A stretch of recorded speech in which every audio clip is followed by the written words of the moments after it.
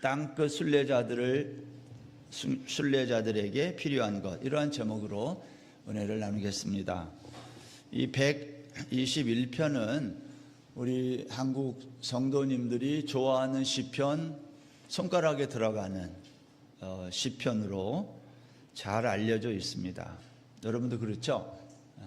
시편 23편, 1편, 이렇게 121편, 이러한 시들을 우리들이 좋아하는 내용입니다. 우리가 오늘 이 121편을 통해서 하나님이 각자에게 주시는 은혜가 넘치기를 바랍니다. 우리가 지난 주일날 살핀 120편은요, 시인이 이 땅을 사는 우리를 가리켜서 제가 순례자라고 말씀을 드렸습니다. 시인이 우리는 순례자다, 이러한 말을 했다는 거죠. 그러나 순례자가 사는 이 세상에는, 이 땅에는 거짓된 입술, 속이는 혀, 화평을 미워하는 자들이 있어서 이것이 우리가 사는 이 세상의 환난의 이유라고 했습니다. 이제 우리는 인생의 변두리, 신앙의 변두리와 같은 메섹과 게달의 장막에서 우리 인생의 목적지인 하나님 앞으로 순례의 길을 떠난 자들입니다. 그런데 그 순례의 길은 환난, 또 환난이라고 했습니다. 여러분 그렇죠? 우리 권사님은 지금 80평생을 살고 계시는데 80평생을 뒤돌아보면 환난, 또 환난이지, 잠깐 좋은 일들은 짧게 지나가고 환난은 길어요. 우리 모두가 그렇게 살아가고 있다. 그러한 점에서 우리는 기본적으로 뭘 좋아하냐면 위로를 좋아해요. 121편이 그래서 좋아합니다.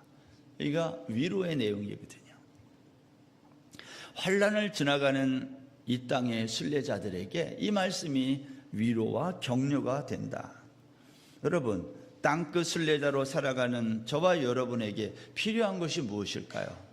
오늘 본문 121편이 그것을 말해주고 있습니다.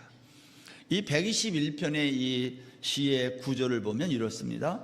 1절과 2절은 나로 시작해요. 1절에 보면 내가 산을 향하여 눈을 들리라. 2절, 나의 도움은 천지를 지으신 여호와에게서로다. 그런데 여러분 3절부터 8절 그 뒤에는요, 시작이 다 여호와로 시작해요. 여호와로 시작하면서 그 다음에 뭐라고 말을 하고 있습니까? 여호와로 시작하면서 나는 목적어가 돼요. 여호와께서 너를 실족하지 아니하게 하시며, 여기 나 대신 너라고 썼는데 이따가 설명할 거지만 이건 나를 가리킨 말이에요.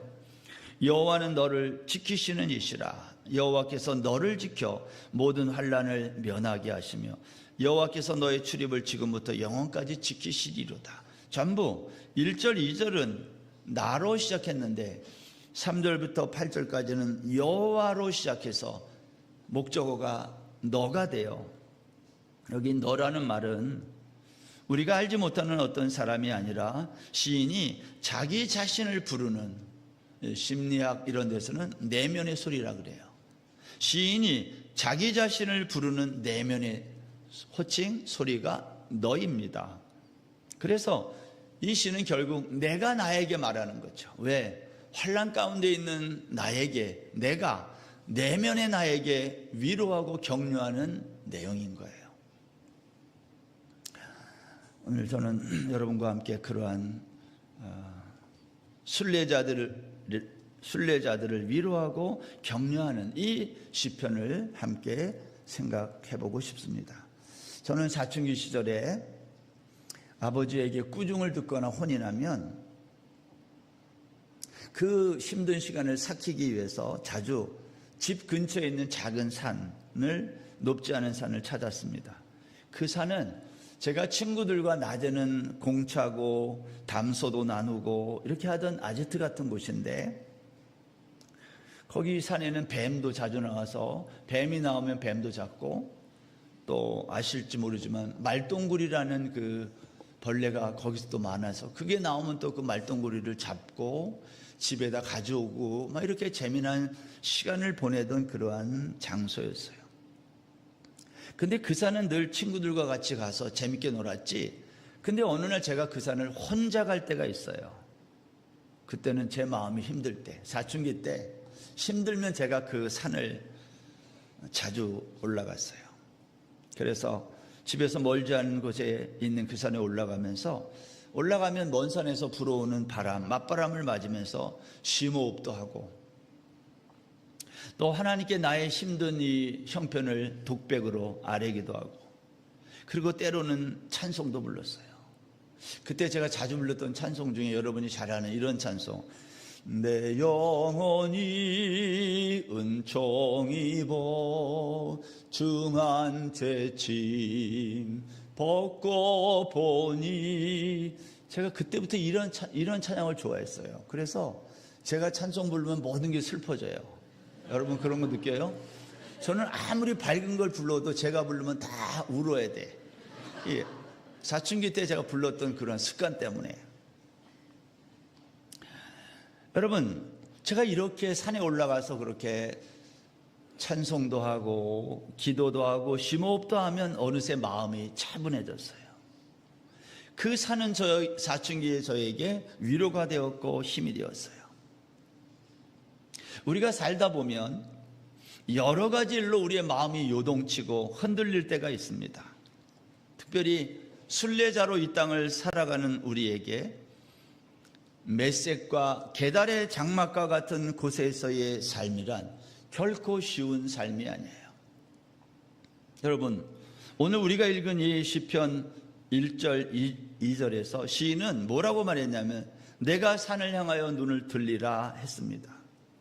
지금 시인은 메섹과 게달의 장막과 같은 땅 끝에서 순례의 길을 시작하여 예루살렘 성전이 있는 시온산을 향해 걷는 중이에요.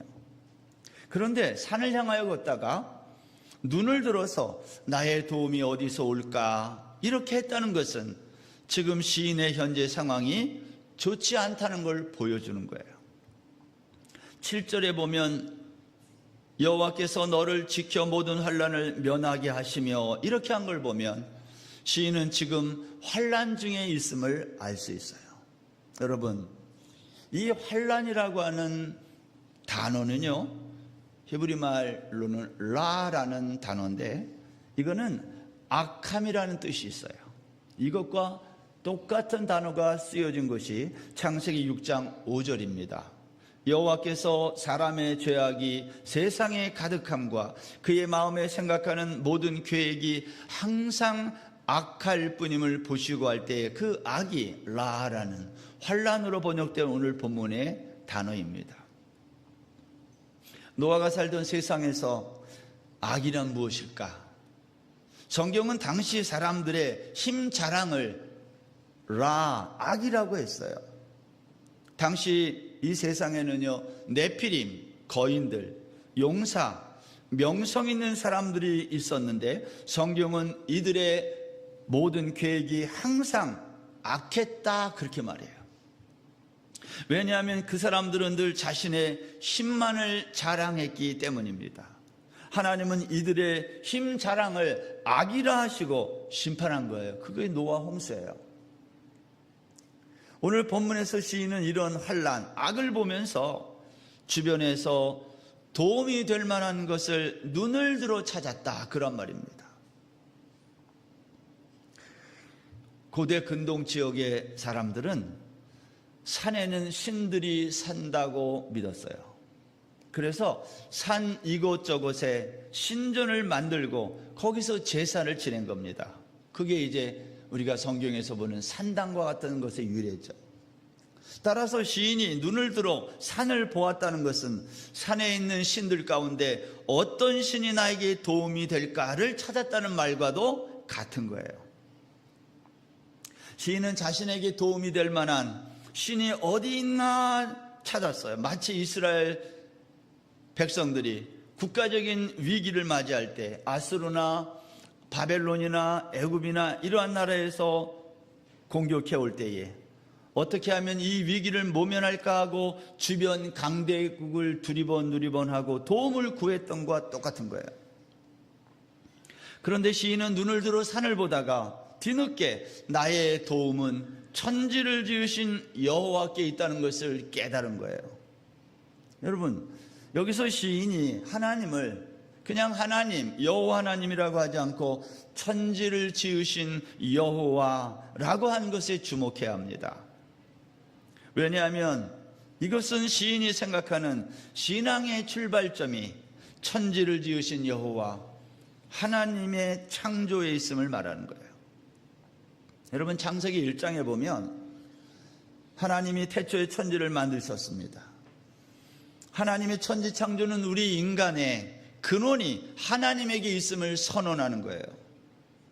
하나님은 광활한 우주 공간을 만드셨어요. 그리고 그 가운데에 에덴 동산을 만드셨고, 그리고 그곳에 사람을 만드셨어요. 그리고 시간을 만드시고, 그 시간 속에서, 공간 속에서 역사가 진행되고 있는 거예요. 지금까지. 그렇다면 여러분, 하나님은 왜 이 세상을, 역사를 만드시고 우리를 지어 그 속에 살게 하신 것일까요? 여러분이 살고 있는 인생이 재미있고 행복하면 이런 말 잘하지 않는데, 우리가 가끔 이런 말을 해요. 주변에서 나는 내가 왜 살아야 하는지 이유를 모르겠어. 이렇게 살 바에는 차라리 태어나지 않았으면 더 좋았을 건데. 그런 말을 우리가 들을 때가 있어요. 얼마나 삶이 힘들면 그런 말을 할까요? 여러분, 저와 여러분은 현재의 삶이 만족하지 않아 우리는 늘 행복을 추구합니다. 내가 어떻게 하면 지금보다 조금 더 행복할 수 있을까? 그래서 왜 삽니까? 물어보면 행복 위해서 산다 그래요. 왜 결혼하죠? 행복하기 위해서 결혼한다 그래요. 왜 공부해요? 행복하기 위해서. 왜 회사에 다녀요? 행복하기 위해서. 왜 운동해요? 행복하기 위해서. 정말 우리는 행복하기 위해서 사는 것 맞을까요? 성경은 그렇게 말하지 않는 거예요. 성경은 우리의 존재 이유를 이렇게 말했어요. 이사야 43장 7절. 내 이름으로 불려지는 모든 자, 곧 내가 내 영광을 위하여 창조한 자를 오게 하라. 그를 내가 지었고 그를 내가 만들었느니라. 우리가 이 세상에 존재하는 목적이 분명히 나와 있는데 하나님의 영광을 위하여 창조되었다는 거예요. 21절. 이 백성은 내가 나를 위하여 지었나니 나를 찬송하게 하려 함이니라. 성경은 사람의 존재 목적이 그 사람에게 있지 않아요. 우리 인생의 존재 목적은 나의 행복한 삶에 있지 않다는 거예요. 이게 얼마나 엄청난 말이에요. 사람의 존재 목적은 그 사람에게 있지 않고 하나님의 영광에 있다는 거예요. 그런데 아담 이후의 인류는 하나님의 영광을 위해 존재하려고 하지 않았어요. 그리고 자신의 영광을 위해 존재하려고 한 거예요. 그게 다 선악과를 따먹은 사건이에요. 시인은 오늘 본문에서 그것을 영적인 의미로 뭐라고 표현했냐면 실족이다, 이렇게 실족했다. 3절 말씀 보세요. 여호와께서 너를 실족하지 아니하게 하시며 너를 지키시는 이가 졸지도 아니하시리로다. 이 실족이라는 말은요, 발을 헛딛는 거잖아요. 그렇지만 영적인 삶에 적용하면 실족은요, 하나님을 떠나서 자기 길을 걷는 것을 실족이라고 그래요. 다른 말로 우상 숭배입니다. 하나님의 영광을 위해 살아야 할 우리 인생이 자신의 영광만을 위해 사는 것, 그걸 우상 숭배라 그래요. 하나님은 그런 우리를 어떻게 한다고요? 실족하지 않도록 지키신다는 거예요. 근데 문제가 여기 있습니다. 우리 인생이 순례길에서 실족하는 일이 한두 번으로 끝나지 않는다는 거예요. 우리는 실족하고 또 실족하고 반복한다는 거예요. 그리고 죽을 때까지 이걸 계속해요. 우리는 자주 넘어져서 하나님을 떠나 우상 숭배에 빠질 때가 많습니다. 제가 실족에 관한 시편의 한 예를 들어보겠습니다. 시편 66편 5절 6절입니다. 와서 하나님께서 행하신 것을 보라. 사람의 아들들에게 행하심이 어미하시도다. 하나님이 바다를 변하여 육지가 되게 하셨으므로. 여러분, 이 구절은 출애굽 사건을 말합니다. 하나님이 애굽에서 종살이하던 이스라엘 백성을 구원하신 이유가 뭐죠? 하나님이 이스라엘 백성을 애굽에서 구원하신 것은 단순히 노예에서 해방시키기 위함이 아니에요. 그들을 구속하여 자기 백성 삼고 영원히 다스리기 위함이었어요. 이스라엘 백성들이 그래서 애굽을 나왔어요. 홍해를 건너는 이 한 번의 사건, 평생에 한 번 있는 사건이 홍해를 건너는 거예요. 이후에 홍해를 건넌 사람은 없어요. 마른 땅처럼. 평생에 딱 한 번의 홍해를 건너는 사건. 그러나 그 이유는 하나님의 다스림을 받는 거예요. 홍해는 한 번만 건너면 되지만 그 다음부터는 하나님의 통치를 계속해서 받아야 되는 거예요. 우리가 예수 믿고 구원받는 것보다 더 중요한 게 있습니다. 물론 구원받는 게 중요하죠. 그러나 구원받은 이후의 삶이 얼마나 중요한지 알 수 없어요. 하나님은 자기 백성을 애굽에서 건져낸 다음에 광야 40년 동안 생활하게 했어요. 그 40년 동안에 하나님이 하신 일이 뭘까요? 이스라엘 백성들의 교만함, 고집, 거짓, 거역, 자기 주장을 다스린 거예요. 낮추신 거예요. 왜냐하면 우리 인간은 끊임없이 높아지려 하기 때문이에요. 하나님은 끊임없이 높아지려 하는 우리를 일평생 낮추시고 또 낮추신다는 거예요. 그게 40년 광야기예요. 그러면 하나님이 우리를 이렇게 낮추시는 이유가 무엇일까요? 그것은 우리를 죽이기 위함이 아니라 살리기 위함이라는 거예요. 시편 66편 9절에 보면 이렇게 말씀했어요. 그는 우리 영혼을 살려두시고 우리의 실족함을 허락하지 아니하시는 주시로다. 하나님은 우리의 실족함을 허락하지 않아요. 왜? 실족하면 죽으니까. 여러분, 높은 산길을 가다가 낭떠러지 옆을 가다가 실족하면 그것은 죽는 거예요. 제가 지금도 아찔한 순간이 한 번 있다면, 제가 교회에서 전도사로 있을 때 한국에서 전북에 거기 진안이라는 데를 간 적이 있어요. 근데 진안에 가보신 분은 알지만 그때 다 산길을 가는데요. 지금은 모르지만 그때는 이 산길을 이렇게 꼬불꼬불 가는데 펜스가 없어, 옆에. 근데 제가 밤에 갔거든요. 그때 청년들 그 안에 다 태우고.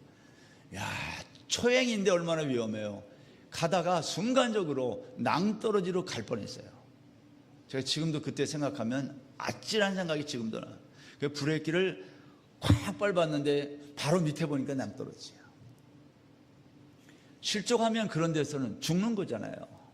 그러니까 초행길은 밤에 가면 안 되는데 그때는 무슨 깡다구가 있는지 그냥 밤중에 그렇게 갔어요. 여러분, 실족이라는 것은 위험한 거예요. 젊어서는 한번 실족하면 발이 삐고 조금 지나면 낫기도 해요. 그러나 연세가 드신 어른들은 나이가 들면 한번 실족하면, 넘어지면 회복이 어렵습니다.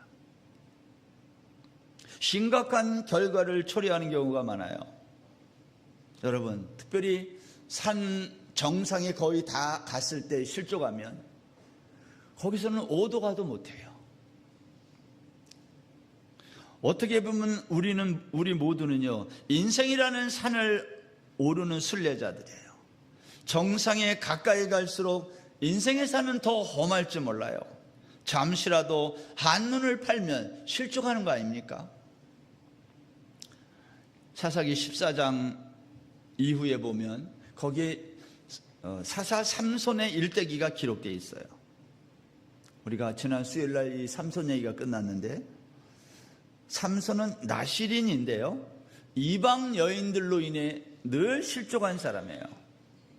세상과 구별된 삶을 살아야 했던 나실인 삼손, 그는 자신의 욕망에 빠져 이방 여인이라고 하는 우상에게 걸려 넘어진 거예요.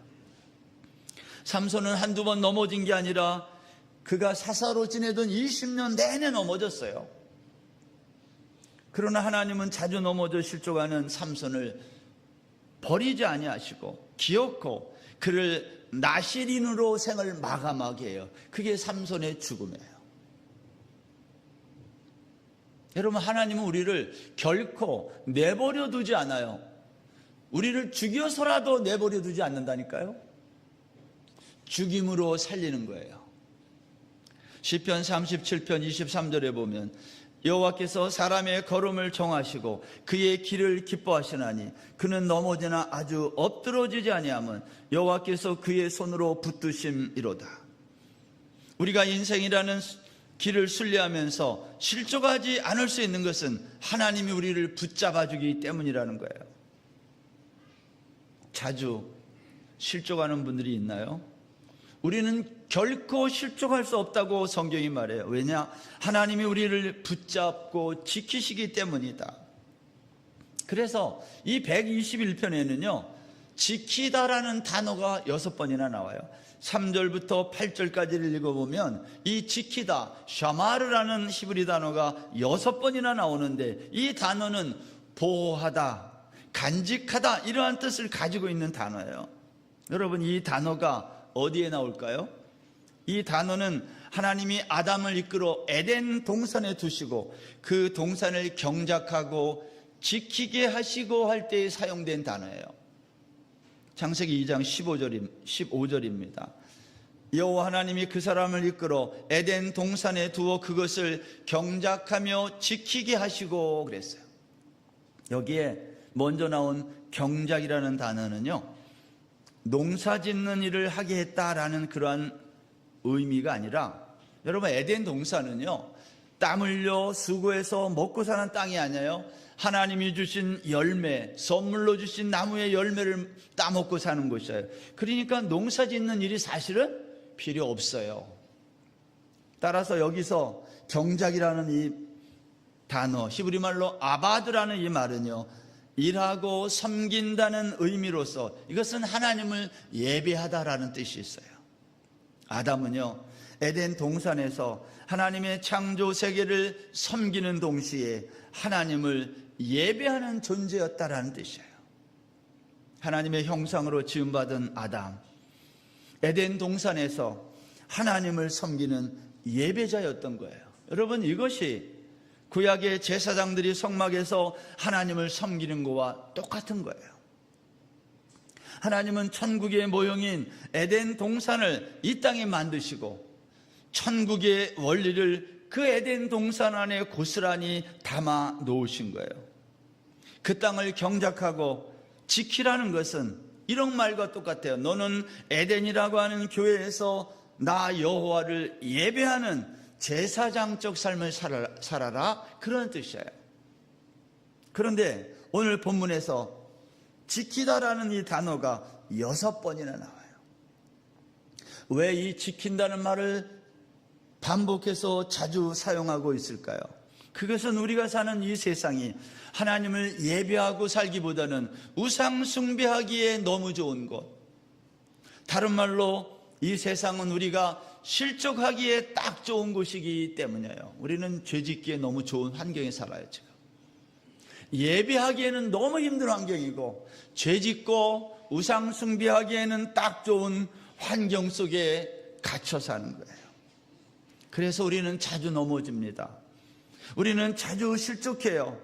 그래서 하나님은 우리를 지킨다고 말씀하시고 내가 졸지도 않고 자지도 않고 지키겠다고 말씀한 거예요.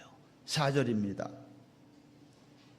이스라엘을 지키시는 이는 졸지도 아니하시고 주무시지도 아니하시리로다.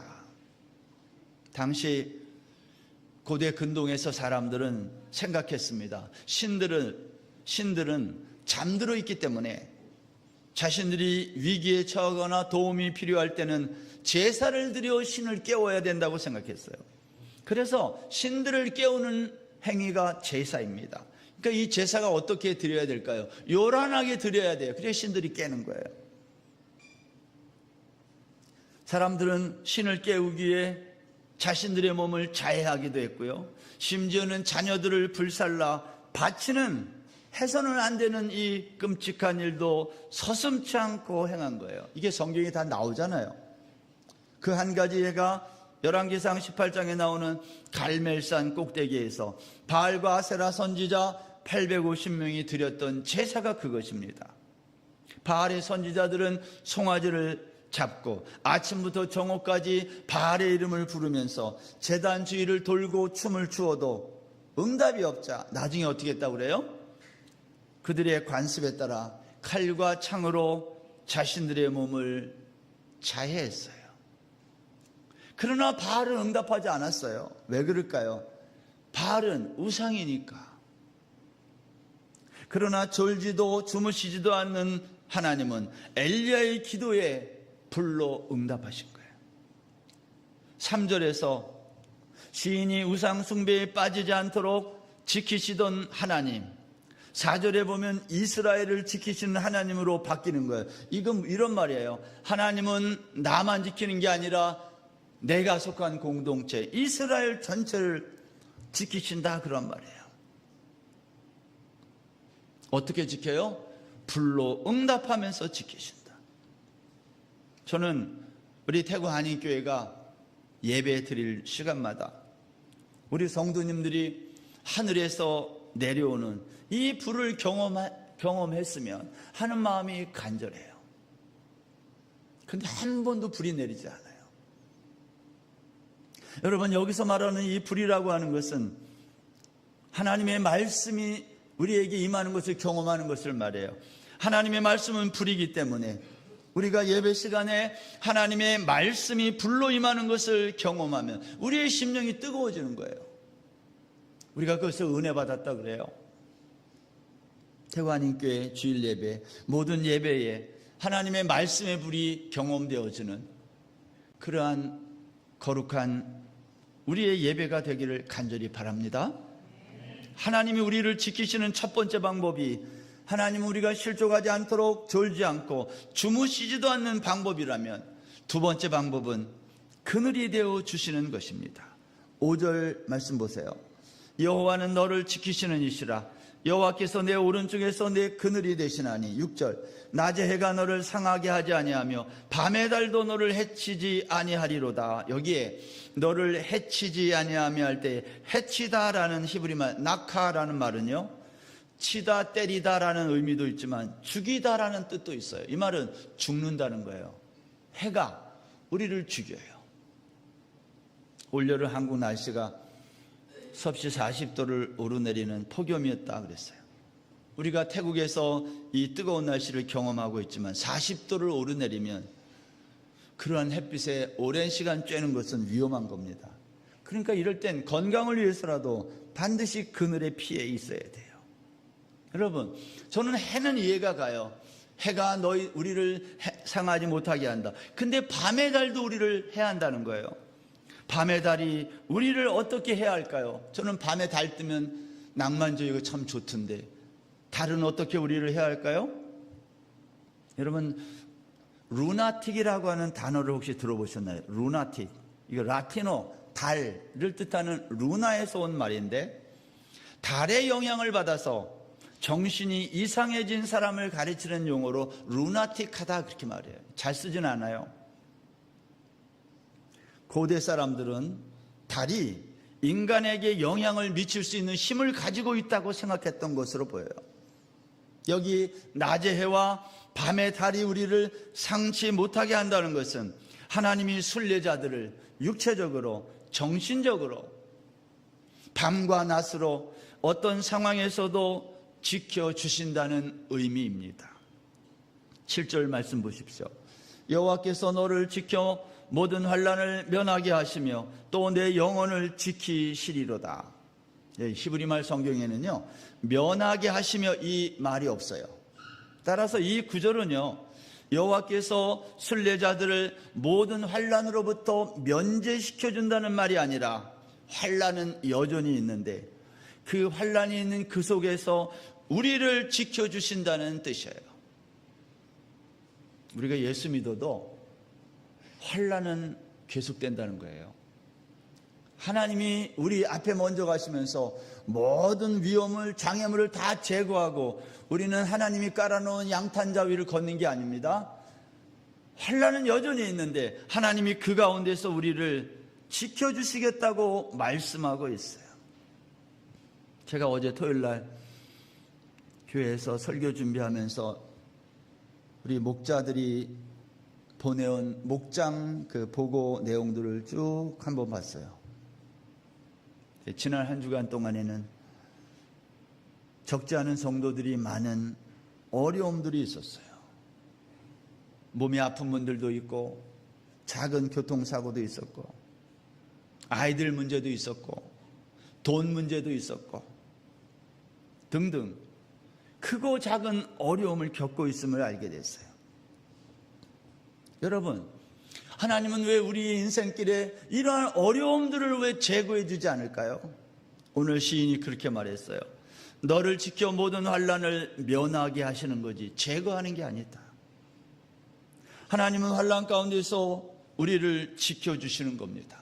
사랑하는 여러분, 환난 속에서 나를 지키시는 하나님을 여러분은 믿으십니까? 어떠한 일이 일어나도 하나님이 우리를 지키신다고 오늘 약속하고 있는 거예요. 8절, 여호와께서 너의 출입을 지금부터 영원까지 지키시리로다. 시인은 끝으로 너의 출입을 지금부터 영원까지 지켜준다 그랬어요. 저는 출입하면 생각나는 거 요한복음 10장 9절, 내가 문인이 누구든지 나로 말미암아 들어가면 구원을 얻고 또는 들어가며 나오며 꼴을 얻으리라. 이 구절이 생각나요. 양의 문이 되신 예수님을 지나 우리 안에 들어가면 구원을 얻는 것입니다. 그런데 오늘날 많은 사람들이 그 문을 지나가지 못하고 있어요. 그리고 우리 밖에 있어요.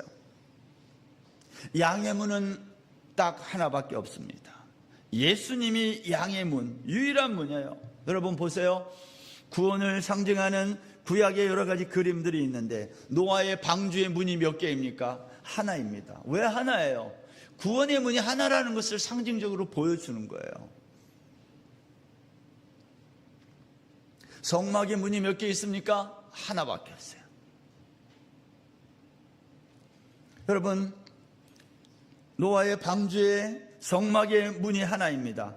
여러분, 구약의 성전, 예루살렘 성전에는 문이 여러 개가 있어요. 시대마다 문이 12개도 있다가 뭐 줄기도 하고 그렇지만, 그러나 양의 문은 오직 하나예요. 예수 그리스도의 문. 여기에 구원의 단서가 있는 거예요. 누구든지 나로 말미암아 들어가면 구원을 얻고, 예수님으로 말미암지 않고 구원이 없다는 뜻 아닙니까? 바리새인들은 예수님이라는 문으로 들어가지 아니하고 자기들의 노력과 열심으로 율법을 지켜 구원에 이르려고 했어요. 근데 그게 안 되는 걸 알고 어떻게 했어요? 그래서 외식하고 위선을 떠는 거예요.